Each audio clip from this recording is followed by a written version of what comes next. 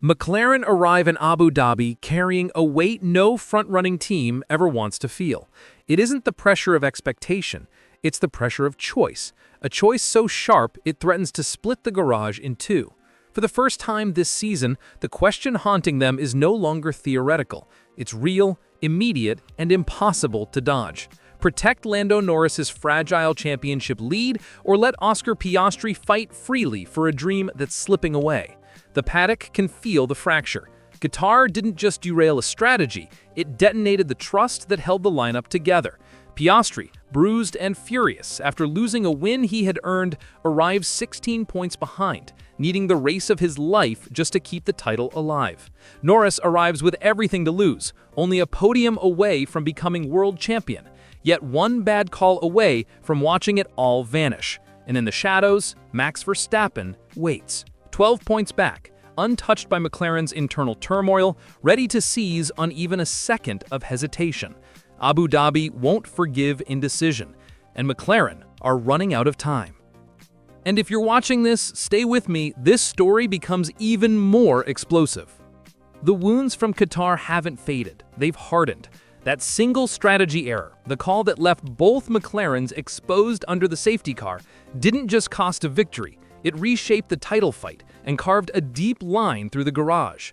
Oscar Piastri walked away from Lusail describing the frustration as unusually painful, a rare admission from a driver who normally hides everything behind calm precision.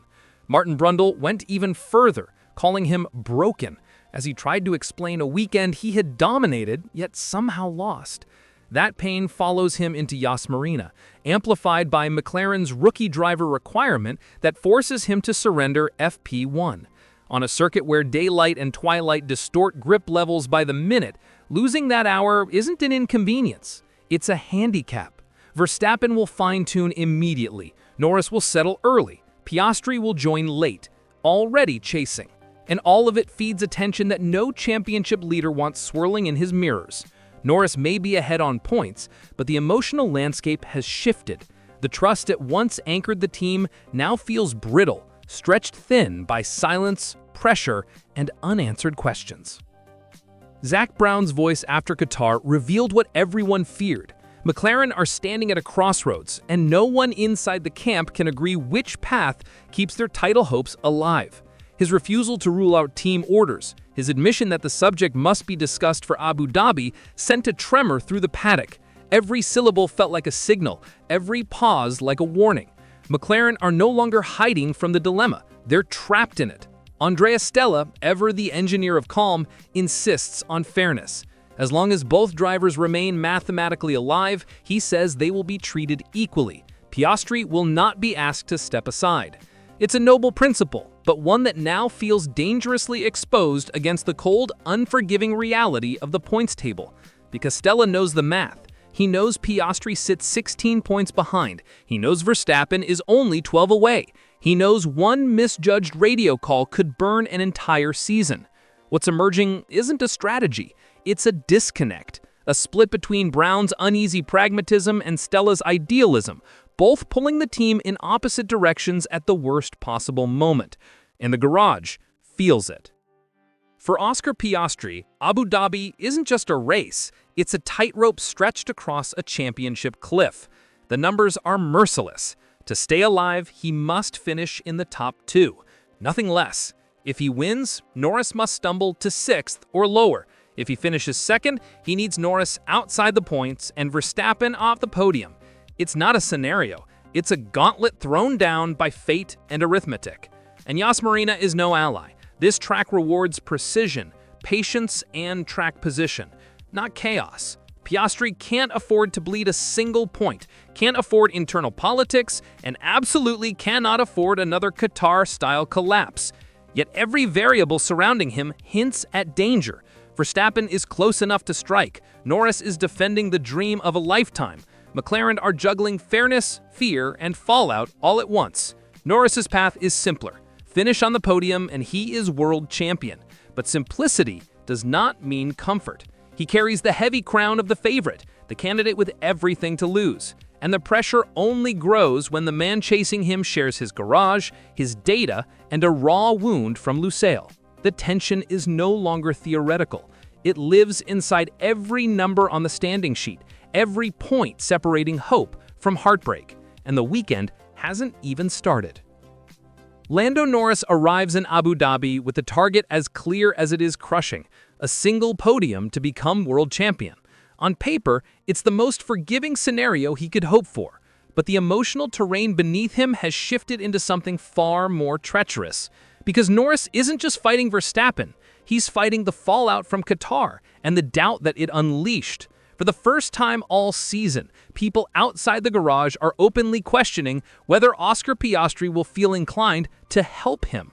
Not because Piastri is vindictive, he has never shown a hint of sabotaging a teammate, but because the trust between them has been stretched thin by strategy calls, lost victories, and a bruising emotional weekend in Lusail. The public skepticism isn't about intent, it's about strain, and strain is a dangerous variable in a title decider. Norris knows the pressure well. Being the favorite is one thing. Being the favorite while your closest rival is your teammate, wounded, still in contention, and fighting for a chance he believes was taken from him, is something else entirely. It's a psychological weight Verstappen doesn't carry. It's a weight that could decide everything. And yes, if you're still watching, make sure you stay locked in. This is where the fight becomes psychological. While McLaren wrestle with doubt, wounds, and the ghosts of Qatar, Verstappen walks into Abu Dhabi with the one advantage neither Norris nor Piastri possess: clarity. His mission is brutally simple. He needs a win and specific results behind him. Nothing more, nothing less. And that simplicity is exactly what makes him dangerous. There is no internal conflict at Red Bull, no second agenda, no philosophical tug-of-war between fairness and pragmatism. Their strategy is sharp, singular, and free of emotion. They know McLaren are carrying the weight of two championships, one the team wants to win and one they're terrified of losing.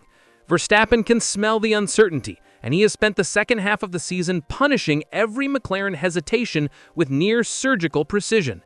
He thrives in chaos. McLaren are chaos right now. Verstappen sits perfectly placed between their two title contenders, close enough to strike, far enough to feel untouchable. No expectation, no pressure, only opportunity. And as the spotlight burns hotter inside the Papaya garage, he becomes the predator waiting just outside the glow, ready to take everything if McLaren flinch for even a heartbeat. Yas Marina is not a track you survive by luck. It exposes nerves, magnifies hesitation, and drags every weakness into the light. Overtaking is possible, but costly. Tire wear swings unpredictably. Strategy decisions echo across the entire race. And for McLaren, a team already split between fear, fairness, and fallout, it is the worst possible arena for indecision. This is a circuit built around commitment. Commitment through the flowing middle sector. Commitment in the braking zones that define the final corner. Commitment to the strategy chosen, or the one avoided. And that's where McLaren face their most brutal reality. Any lack of unity will be visible instantly. If they let Norris and Piastri race freely, they risk the battle spiraling into disaster. If they impose team orders, they risk breaking a relationship that already shows hairline cracks. But if they hesitate, if they wait one lap too long, then Verstappen, the hunter with nothing to lose, will tear their championship dream out of their hands. Paddock voices have already warned it. Uncertainty could destroy their race before it even begins. Brundle's description of Piastri's emotional state, Bobby's warning that he could become Norris's biggest threat, Brown's refusal to commit, every signal points towards a team drifting into the most fragile afternoon of their season. Abu Dhabi doesn't forgive fragile teams. They break them. McLaren arrive at the decisive moment carrying a pressure they haven't felt in over a decade, a title that can be won, lost, or thrown away by a single call from the pit wall. Everything now rests on clarity, and clarity is the one thing they still cannot summon. They stand between two forms of risk. Favor Norris, and they may wound Piastri beyond repair. Treat both equally, and they may hand Verstappen the opening he needs to snatch the championship from their hands. Every path carries consequences. Every hesitation carries danger. And the weight of Qatar lingers like a warning. One wrong decision can destroy everything.